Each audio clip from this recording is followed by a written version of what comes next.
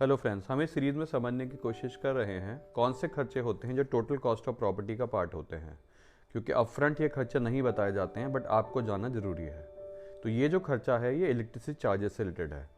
तो electricity charges जब एक प्रॉपर्टी कॉस्ट के अंदर आते हैं तो उसके अंदर क्या क्या कॉम्पोनेंट्स होते हैं तो वो हम समझते हैं।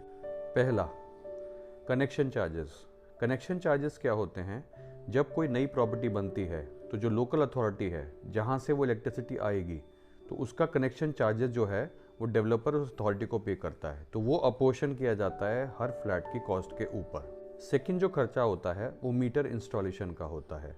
मीटर का कॉस्ट, उसकी इंस्टॉलेशन यानी जो लेबर उसमें लग रही है। तीसरा, वायरिंग और इलेक्ट्रिकल इंस्टॉलेशन, यानी जो वायरिंग पूरे फ्लैट के अंदर जा रही है, मीटर से लेके फ्लैट तक जा रही है, पूरे प्रोजेक्ट के अंदर जो वायरिंग हो रही है उसकी कॉस्ट भी अपोर्शन की जाती है हर फ्लैट के बेसिस पे। चौथी कॉस्ट जो इसका पार्ट हो सकती है वो है ट्रांसफार्मर कॉस्ट। ट्रांसफार्मर लगाया जाता है कभी कभी कुछ प्रोजेक्ट्स के अंदर, जिससे कि जो रेजिडेंट्स हैं वहाँ के उनको आराम से इलेक्ट्रिसिटी मिल सके।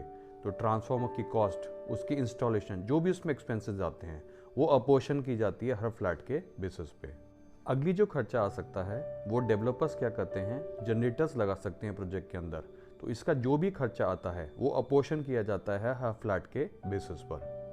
अगला जो खर्चा आता है वो इन्वेस्टमेंट की जाती है एनर्जी एफिशिएंट मेजर्स के ऊपर, जैसे एलईडी लाइटिंग, सोलर पैनल्स। तो इनका भी जो खर्चा है ये पर यूनिट कॉस्ट के बेसिस पे हर फ्लैट के ऊपर लगता है।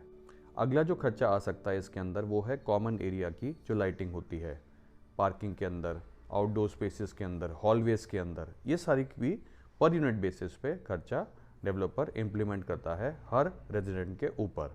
जो लास्ट खर्चा इसके अंदर आता है वो कंप्लाइंस मेजर्स के ऊपर है। जब भी किसी प्रोजेक्ट में इलेक्ट्रिसिटी का पूरा सेटअप हो जाता है तो उसको एक कंप्लाइंस मेजर्स के अंडर किया जाता है जो कि अथॉरिटी स्टिपुलेट करती है। तो आई होप आपको समझ आएगा कि इलेक्ट्रिसिटी चार्जेस का कोई डेवलपर आपकी टोटल कॉस्ट के अंदर लगाता है तो ये सारे पैरामीटर्स उसके अंदर होते हैं। ये आप डेवलपर से पूछ भी सकते हैं, ऐसा नहीं बाद में कोई और खर्चा लगा दे।